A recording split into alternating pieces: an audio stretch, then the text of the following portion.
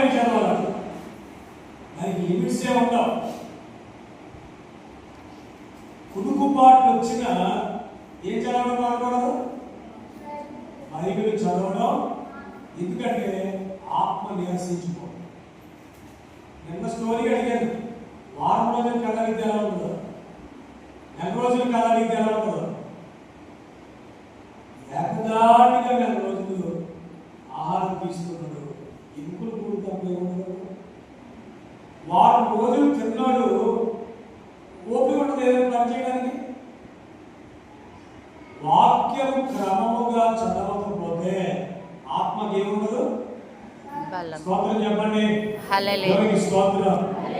మీరు బాగా అలసిపోయి పడుకున్నారు, నిద్రలో కేవల మీ ఇంట్లో ఎవరో 3 నిమిషాల పాటు మనం డిస్టర్బ్ చేయకపోతే ఫుల్గా వెళ్ళిపోతుంది నిద్రలో. ఈలోగా ఇంట్లోకి మీకు ఇష్టమైన చికెన్ బిర్యానీ వస్తే ఏం చేస్తారు?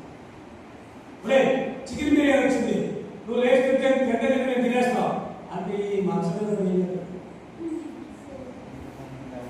నీ గురించి కదా, ఎవరి గురించి. ఇంకా అంత కాకపోతే గురించి ఆ మంచం దగ్గరికి అందులో బయట బిర్యానీ మంచి వాసన దిగదు. ఈ వాసన చూసినాడికి రెప్పలు పడతాయా, బయటకు వస్తాడు? నిద్ర మత్తుతో తింటాడా, మెలుగుగా తింటాడా? ఎందుకు దాని మీద ఇస్తాడు.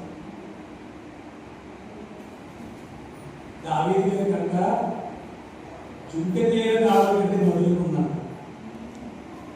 నీకు కాకరే కూరలా ఉందమ్మా, ఇంట్లో బయట నువ్వు చదవట్లేదంటే, నువ్వు సరిగా బయట చదవట్లేదంటే నీ ఆత్మ ఎలా పడుతుంది?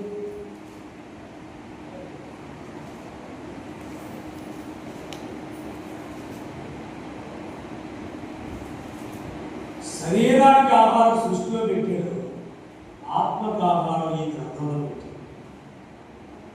అంటే నీకు చికెన్ బిర్యానీ కాదు.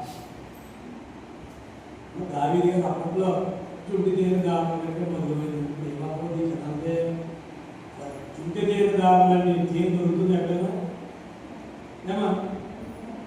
మరి అంతకంటే మీ భాషలో చెప్పారు. దావీదు గారి భాష గురించి నా భాష చికెన్ బిర్యానీ